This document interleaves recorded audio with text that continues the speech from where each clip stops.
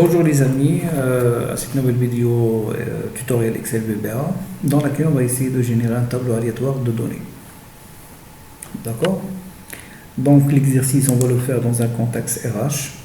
Il s'agit de générer un tableau aléatoire de données pour une entreprise qui emploie 7000 personnes et qui ont des numéros d'immatriculation entre 1000 et 5000 et ils ont été recrutés entre le 1er janvier 2000 et le 5 mars 2023 et qui sont affectés à 4 départements RH, achat, prod et IT. L'exercice il est intéressant parce qu'il va nous permettre de discuter quelques fonctions importantes d'Excel qui sont aléas. Je vais augmenter un peu la police. Voilà. Aléa qui permet de générer des nombres aléatoires entre 0 et 1. Aléa entre bornes, donc A et B. Donc ça va permettre de générer un nombre aléatoire entre deux entiers A et B éventuellement négatifs. On va voir aussi quelques fonctions logiques, si et A. Et on va surtout parler du concept de date en Excel. C'est un concept fondamental et très important. Et qu'un jour ou l'autre, il faut essayer de le maîtriser. Très bien. Donc la fonction aléatoire, aléa, donc la première, donc il génère, donc on ne lui passe pas de paramètres et il permet de générer un nombre aléatoire entre 0 et 1. D'accord? Ensuite la fonction aléatoire entre bandes, par contre il va générer un nombre aléatoire entre deux bandes qu'on va spécifier, deux entiers éventuellement négatifs. Donc là on va lui demander entre moins de 100 et 1000. Voilà, donc il nous a généré 483. La troisième fonction qu'on va essayer de voir, c'est la fonction si. Donc c'est un test logique. S'il est vérifié, il va retourner, on va lui dire ce qu'il faut mettre, donc bonjour. Et si s'il est faux, ben, il va faire autre chose, donc au revoir par exemple. Entre parenthèses, si vous avez une formule comme ça, vous pouvez utiliser le bouton FX ici pour avoir une interface beaucoup plus conviviale et facile à manipuler que de travailler dans la cellule. Donc là vous voyez bien qu'il y a déjà le résultat, donc égal bonjour. Donc si on inverse ici la condition d'inférieur à 1, donc automatiquement il va afficher au revoir. Donc vous avez déjà une idée sur le résultat. Vous avez aussi de la documentation sur la fonction et une aide sur la fonction. Donc ça, je pense que ce lien il va vous emmener sur le site de Microsoft. D'accord? Très bien. Donc la dernière fonction logique qu'on va essayer de voir, c'est la fonction et. Elle, vous pouvez lui passer des expressions logiques, autant d'expressions que vous voulez, mais au moins il faut qu'il y ait au moins une. Donc là, je vais utiliser l'interface. Et donc, il va évaluer ces expressions. Si elles sont toutes vraies, bah, il va retourner vrai. Et si au moins une est fausse, et bah, il va retourner faux. Donc là, on va entrer 3, 4, donc 3 est égal à 3, 400 inférieur à 1000. Donc là, vous voyez que c'est toujours vrai. Mais il suffit qu'une expression soit fausse. Je ne sais pas, par exemple, 7 différent de 7. Et là, c'est faux. D'accord? Donc ça, c'est une fonction logique d'Excel qui est importante, qu'on l'utilise souvent. Et donc, il permet d'évaluer plusieurs expressions logiques et de retourner vrai si toutes les expressions sont vraies. Et faux, c'est au moins une n'est pas vraie. Ok, parfait.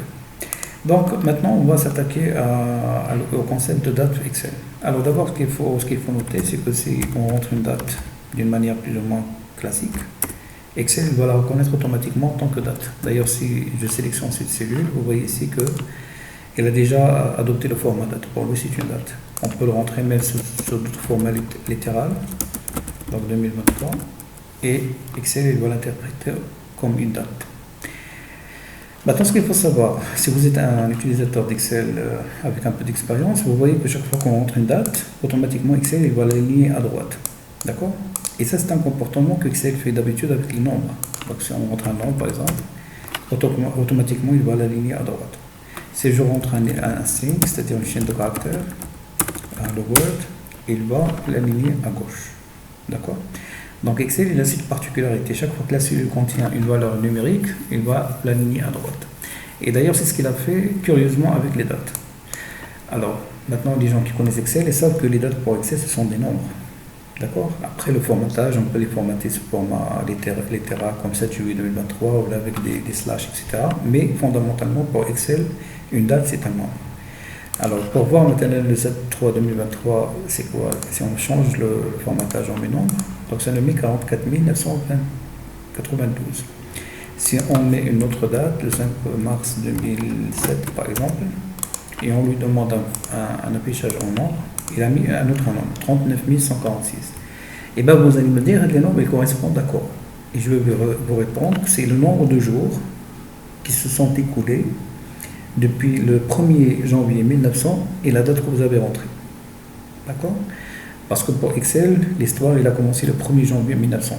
L'origine, le temps zéro ou le 1er janvier 1900. Et chaque fois que vous rentrez une date, il va calculer le nombre de jours qui se sont écoulés depuis la date municipale et la date de référence, qui est le 1er janvier 1900. Alors, pour vous le prouver, on va faire un petit test assez rapide. Par exemple, on veut savoir au 1er janvier 2000, qu'est-ce qu'il va afficher comme nombre. Donc, le 1er janvier 2000, pardon, je l'avais déjà formaté, je pense, chez Haja, donc ça, j'ai fait 2000. Alors, si on vous demande de formater ça en tant que nombre, c'est 36 526.